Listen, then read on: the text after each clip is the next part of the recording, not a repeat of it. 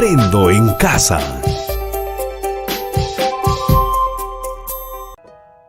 Como sabes, el agua es un líquido vital para las plantas, animales y también para las personas. Imaginemos qué pasaría si el agua se acabara o se contaminara toda. Piensa un momento, reflexiona. ¿Qué sucedería? ¡Uy, sería terrible! ¡Todo moriría! Es por ello que tenemos que cuidarla. En nuestro hogar no debemos desperdiciarla. Revisa que todas las llaves del agua de tu casa estén bien cerradas y que nunca goteen.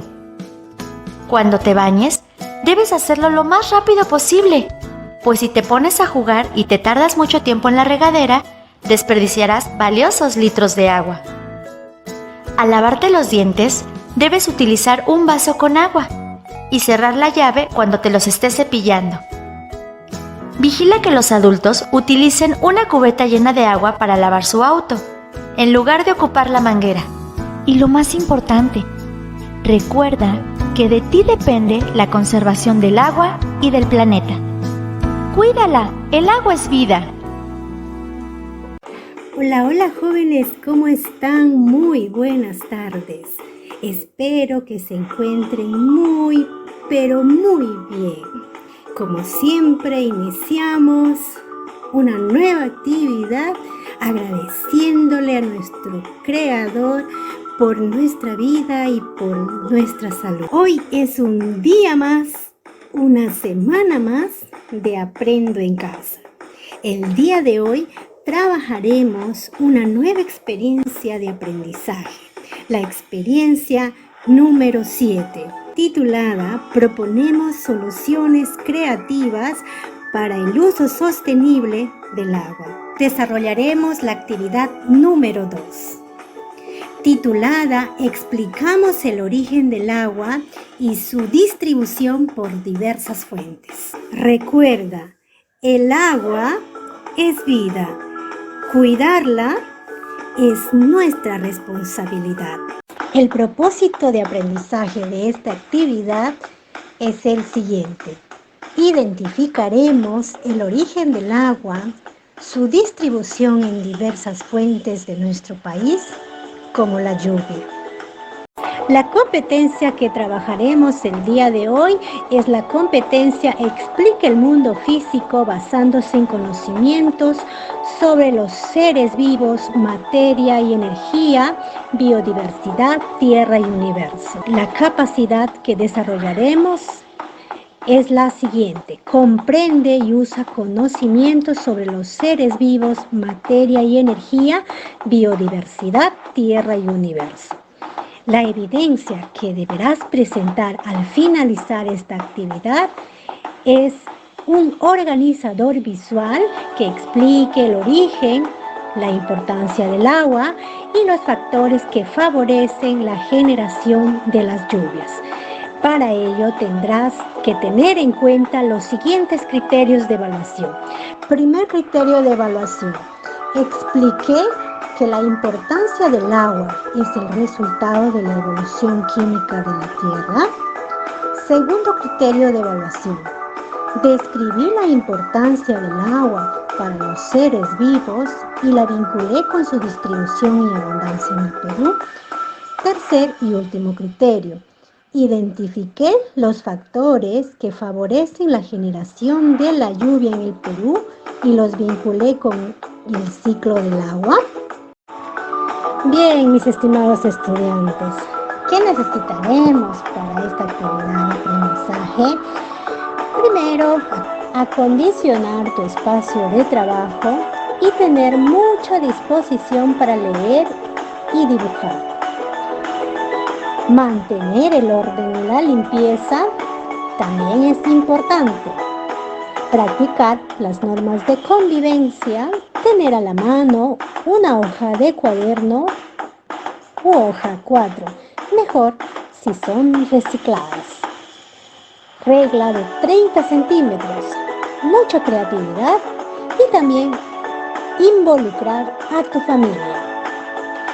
¿Qué haremos? Partiremos de un desafío, reflexionaremos y luego desarrollaremos La TIPDA. Tengamos en cuenta que es un mito que las vacunas son más peligrosas que la COVID-19. Pero sí es verdad que sí salvan vidas y solo en algunos casos generan malestares leves. ¿Recuerdan?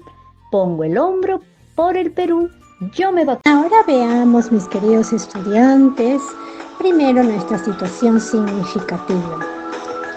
Kaylee es una estudiante del cuarto grado de educación secundaria de la institución educativa 00623 Azunguillo, que vive en la zona urbana del distrito de Elías Oplín Vargas, en la región San Martín. Ella recuerda que en los primeros días del mes de enero del año 2020, el alcalde del distrito, junto a dirigentes comunales y pobladores, se levantaron alzando su voz de protesta contra las actividades extractivas de la piedra caliza que la empresa Cemento Selva venía realizando a medio kilómetro de la naciente del Tuyaco. En dicha protesta generalizada se solicitó a la empresa Cemento Selva a que realice un rediseño de sus actividades extractivas hacia otro horizonte a fin de evitar la desaparición de la naciente del río Tuyaco, la cual, como es sabido, brinda el suministro de agua a más de 4.500 familias del distrito de Segunda Jerusalén, así como del caserío Valle Grande.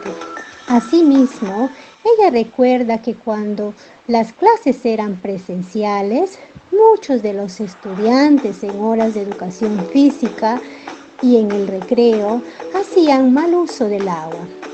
Este mal uso consistía en que unos no dejaban bien cerrados los caños, otros lo dejaban totalmente abierto y algunos empezaban a echarse el agua como si estuvieran jugando carnavales. A ello hay que agregar que muchos campos de cultivo, por encontrarse muy distantes de las fuentes de aguas naturales, tienden a ser poco productivos por la escasez de agua.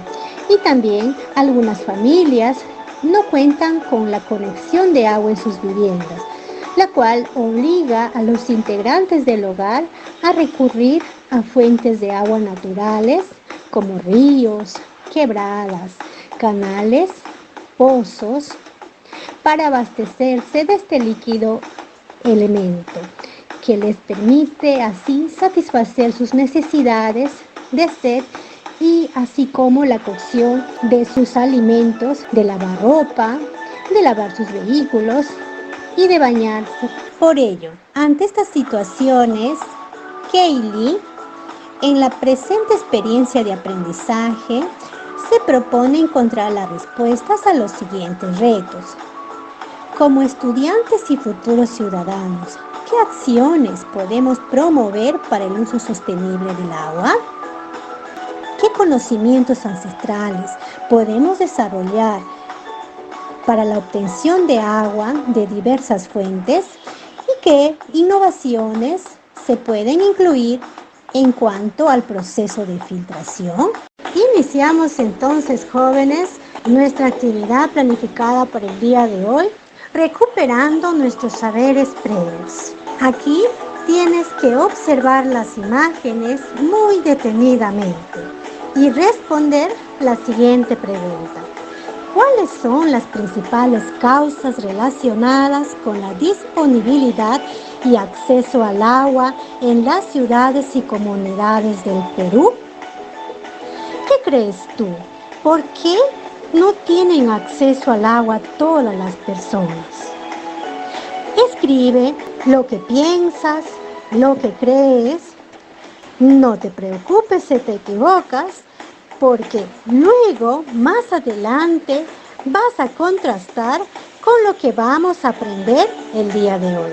Construyamos nuestros aprendizajes. Vamos a leer el texto El origen del agua y distribución del agua. Conocer el agua es comprender su origen, el rol fundamental en el funcionamiento del ambiente, la conservación de la vida en el planeta, el bienestar del ser humano y su distribución en la tierra. La Tierra existe hace unos 4.500 millones de años y su materia se encuentra en constante movimiento y cambios. Al surgimiento de la vida antecedieron la evolución física y la química, que condicionaron el surgimiento de la biológica, pero no se detuvieron con ella, sino que coexisten. En estos procesos de la evolución química de la Tierra, se ha estudiado cómo se ha originado el agua en nuestro planeta. En la actualidad se plantean dos teorías sobre el origen del agua en la Tierra: la teoría volcánica y la teoría extraterrestre. Veamos cada una de ellas.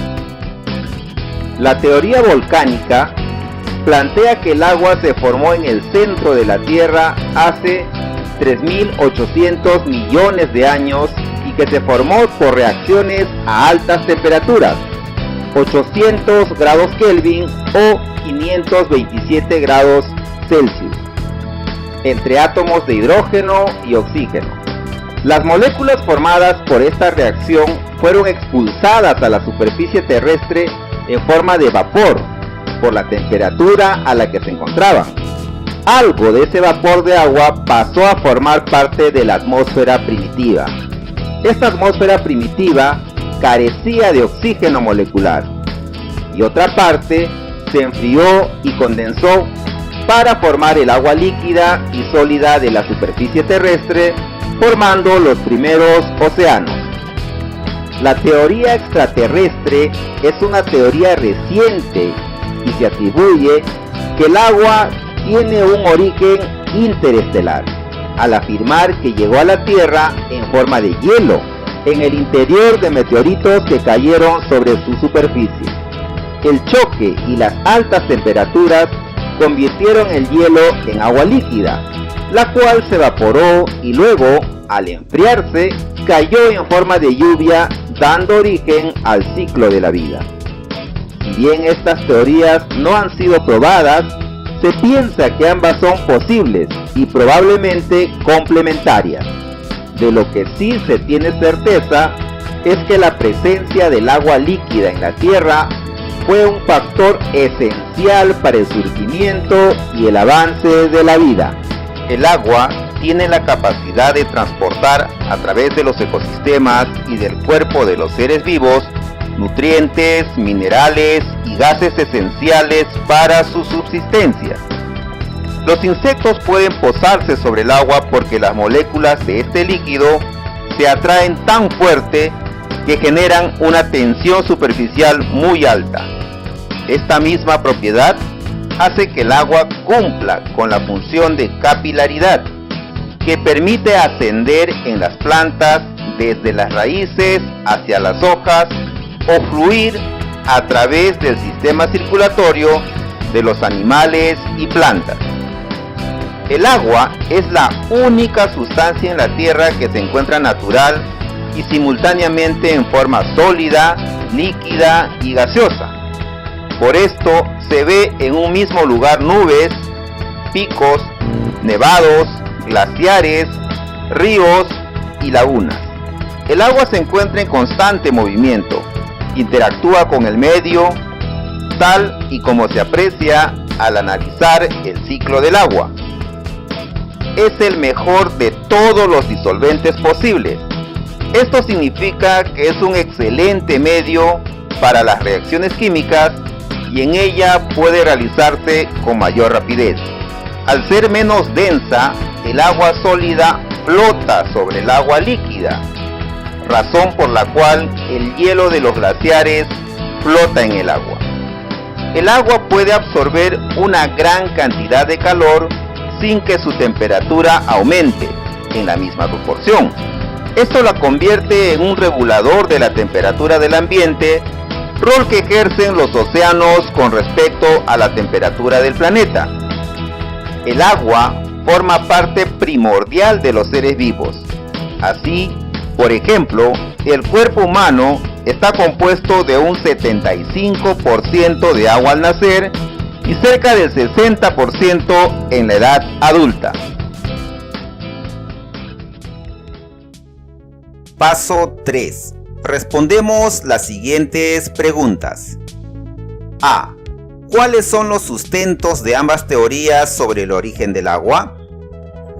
De acuerdo a la lectura, aquí podemos contestar que en el caso de la teoría volcánica, explica que las moléculas de agua se formaron por la reacción a altas temperaturas, donde el oxígeno e hidrógeno llegaron a formar parte de la atmósfera primitiva en forma de vapor de agua, y otra parte se condensó en agua líquida formando los primeros océanos. En el caso de la teoría extraterrestre, que dice que el agua llegó a la Tierra en forma de hielo en el interior de los meteoritos, y que también el choque y altas temperaturas convirtieron el hielo en agua líquida, dando origen al ciclo del agua. Puedes agregar un poco más de acuerdo a la lectura. B. ¿Por qué el agua se considera un requisito esencial para la vida? Aquí podemos contestar, de acuerdo a la lectura también, que el agua es esencial para la vida porque forma parte primordial de los seres vivos. Por ejemplo, vimos que el cuerpo humano en la edad adulta está compuesta por un 60% de agua. También es esencial para el transporte de nutrientes, minerales y gases, tanto en plantas y animales. También es esencial para la vida porque sus propiedades como la densidad, la tensión superficial, capilaridad y otros son vitales. Por ejemplo, es muy importante para el ascenso y flujo a través del sistema circulatorio tanto de animales y de plantas. Agrega un poco más.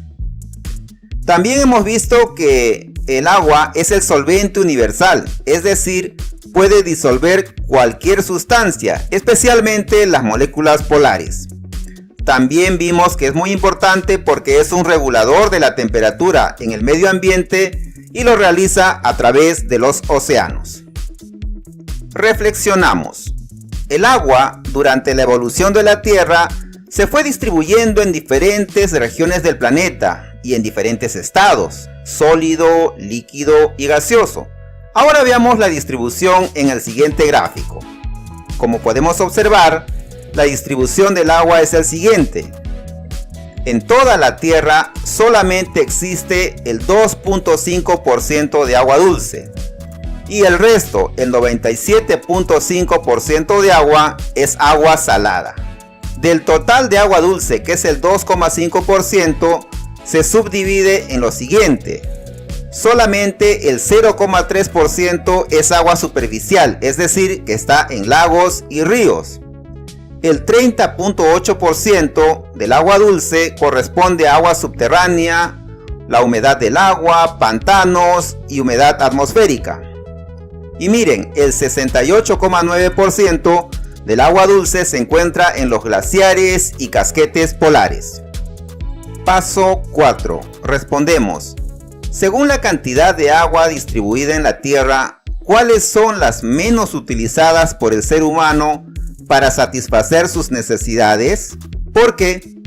Aquí podemos contestar que el agua salada, que corresponde al 97.5% del agua en la Tierra, es la menos utilizada justamente porque contiene sales y es muy difícil la separación. Pero ya existen algunos métodos para desalinizar el agua de mar, pero son muy pocos países que lo utilizan porque son muy costosos. Tomemos en cuenta que el agua que hay en la atmósfera puede alcanzar los 12.900 kilómetros cúbicos, y si éstas se precipitaran sobre la superficie de la Tierra al mismo tiempo, nuestro planeta quedaría cubierto por una capa de un poco más de 2 centímetros de profundidad. Recurso hídrico en el Perú.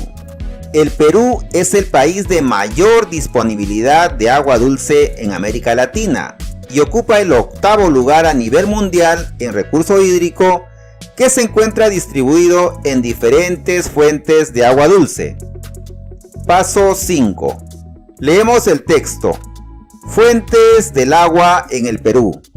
La diversidad de fuentes de agua en el Perú, o hidrodiversidad, se indica en el siguiente cuadro.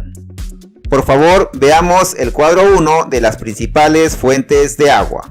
Ahí podemos observar la cantidad de ríos, lagunas, glaciares y aguas subterráneas con los que contamos. Identifica también las vertientes en cada una de las fuentes. Y también puedes observar la unidad en la que se mide la cantidad de agua, en millones de metros cúbicos. También son fuentes alternativas de agua las desalinizadas del mar, residuales del agua, el agua de lluvia y la humedad atmosférica. Veamos cada uno de ellos. Aguas desaladas. Como vemos en la imagen, el país cuenta con un gran potencial para la desalinización de agua de mar con fines agropecuarios, industriales y mineros. La primera planta desalinizadora de agua data de 1966 y fue instalada en Moquegua por una empresa minera. Otra planta en Chincha, cuyas aguas se utilizan en el centro minero Milpo, que incluye el consumo humano. Ahora veamos las aguas residuales tratadas. Este tratamiento es reducido en el Perú, y estas podrían ser una fuente adicional para atender la demanda del agua para la agricultura. Y por último, veamos las aguas atmosféricas. El agua que proporciona la atmósfera del planeta, pero aún no ha tocado la corteza terrestre, es decir, que se desplaza movida por los vientos, nieblas, brumas, nubes bajas, etc., o que se encuentra en la fase de precipitación, es decir, lloviznas, lluvias, nieve, etc. La captura de agua atmosférica por condensación, es decir, humedad en el aire, nieblas y brumas, o por interceptación antes de su llegada al suelo, es decir, lloviznas, lluvia y nieve. No es una alternativa a las grandes distribuciones, es decir, presas, embalses, desalinizadoras, etc. Están dirigidas principalmente al suministro centralizado de grandes cantidades de agua, pero es una importante alternativa para abastos descentralizados, es decir, para el abasto de las necesidades rurales, tanto individuales como de pequeños núcleos de población. Paso 6. Luego de revisar la información, respondemos a las siguientes preguntas. A. ¿Cuál es la razón o razones para que nuestro país sea el octavo país a nivel mundial en recursos hídricos? Aquí podemos responder que el Perú es el octavo país con mayor cantidad de agua dulce en el mundo porque contamos con el 1.89% del recurso mundial.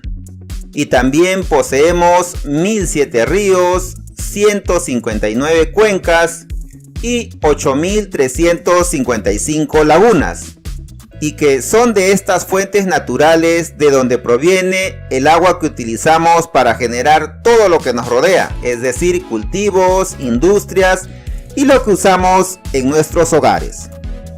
B. ¿Qué fuente alternativa podrías considerar para abastecerte de agua? Recuerda que vimos 3 fuentes. En mi caso, yo podría utilizar las aguas grises para el uso en jardines, es decir, las aguas residuales tratadas. Tú tienes que escribir según sea tu caso. Por ejemplo, si vives en algún lugar de la costa donde hay alguna empresa que desaliniza el agua de mar, podrías poner como una fuente alternativa.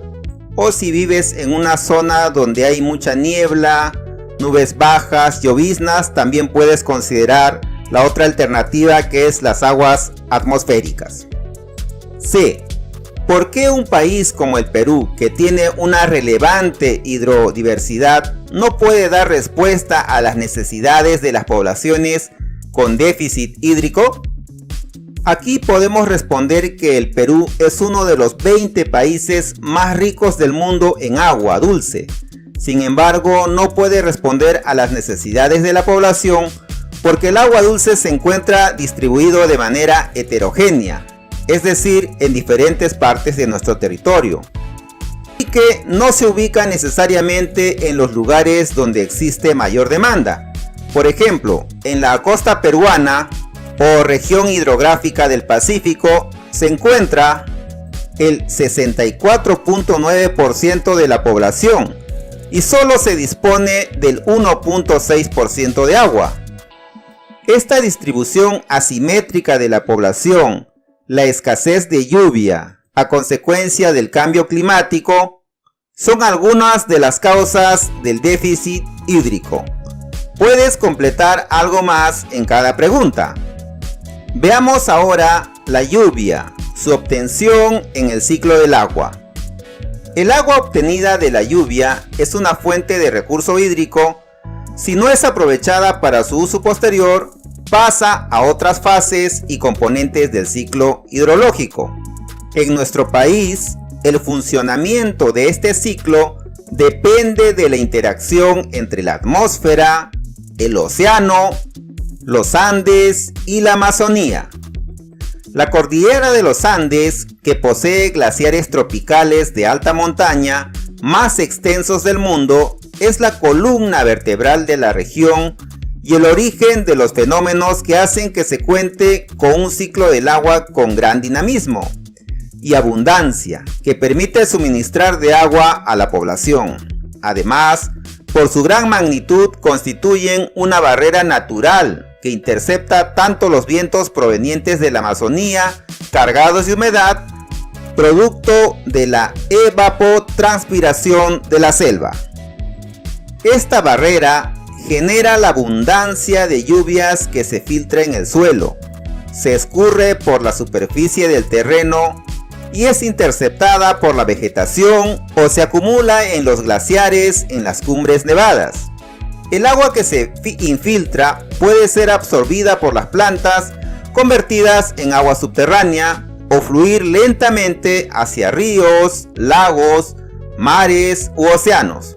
El agua subterránea, que fluye en conjunto con el agua que escurre sobre el terreno, y la que resulta del derretimiento de los glaciares, conforma la escorrentía, es decir, las corrientes que forman la red hidrográfica y que finalmente drenan al mar para completar el ciclo. Paso 7. Responde las siguientes preguntas. A. ¿Cuáles son las características de nuestro territorio que favorecen la generación de lluvia? Como vimos en la lectura, las características que favorecen la generación de lluvias es la cordillera de los Andes, que poseen glaciares tropicales de alta montaña que son los más extensos del mundo y son los que originan los fenómenos que hacen que se cuente con un ciclo del agua muy dinámico y abundante, ¿no? Vimos también que la barrera que generan esta cordillera retiene los vientos que vienen de la Amazonía cargados de humedad, y esto a la vez genera abundante lluvia que se infiltra en el suelo o escurre por la superficie y a la vez esta se convierte en agua subterránea, o también puede fluir lentamente hacia ríos, lagos, mares u océanos. Escribe algo más al respecto. B. Durante ciertos periodos se produce la escasez de lluvia. ¿De qué manera es compensada esta ausencia en la naturaleza? Aquí podemos reflexionar un poco. ¿Qué pasa en algunas zonas cuando hay escasez de lluvia? Podemos responder, la ausencia de lluvias hace que la naturaleza se adapte a estas condiciones. Como por ejemplo, podemos tener adaptaciones en vegetales. En los desiertos, las hojas normalmente de las plantas son pequeñas y fuertemente cubiertas con material impermeable, es decir, para que eviten la pérdida excesiva de agua. La mayoría de las plantas de los desiertos son de color gris verdoso para reflejar la luz del sol y evitar que se sobrecalienten. En estas zonas, las plantas se han adaptado para que sus raíces aprovechen la mayor capacidad posible de superficie. También hay ejemplo de algunos arbustos que tienen largas raíces que buscan alcanzar las aguas subterráneas. También hay plantas que se han adaptado en sus hojas o tallos muy gruesos, por ejemplo las suculentas, que pueden almacenar agua durante largos periodos secos. Aquí también podemos hablar acerca de las adaptaciones que han ocurrido en animales en zonas donde no hay lluvia. Por ejemplo, en los desiertos, los animales tienen adaptaciones fisiológicas y anatómicas para las épocas de sequías. Por ejemplo, la mayoría tiene la capacidad de sobrevivir sin beber agua. Muchas especies solamente son activas durante la noche, cuando la humedad es mayor y la temperatura es menor. También se sabe que en las zonas desérticas, los animales ectotérmicos, es decir, animales de sangre fría, son de colores pálidos para reflejar la luz solar y así evitar el sobrecalentamiento. Podrías agregar algunos ejemplos más de cómo la naturaleza compensa la ausencia de agua o escasez de agua. Llegamos a la parte final aplicando lo aprendido. En esta oportunidad vas a elaborar un organizador visual donde vas a explicar 1. El origen, 2. La importancia del agua y también vas a explicar en tu organizador los factores que favorecen la generación de lluvias. Aquí te mostramos un ejemplo que también puedes descargar en el primer comentario para que te sirva de ayuda y puedes completar con más conceptos. Recuerda tener en cuenta los siguientes criterios de evaluación al presentar tu tarea del día de hoy. Muy bien, jóvenes. Hemos culminado con la actividad propuesta para el día de hoy.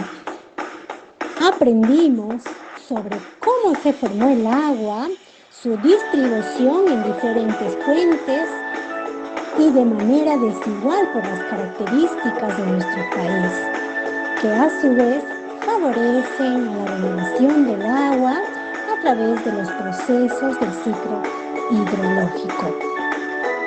En la próxima actividad conoceremos algunas tecnologías sostenibles con las que podemos obtener agua.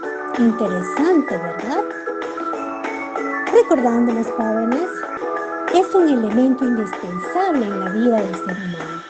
Las plantas y los animales los necesitamos para poder vivir. Muchas gracias y nos reencontramos en la próxima clase.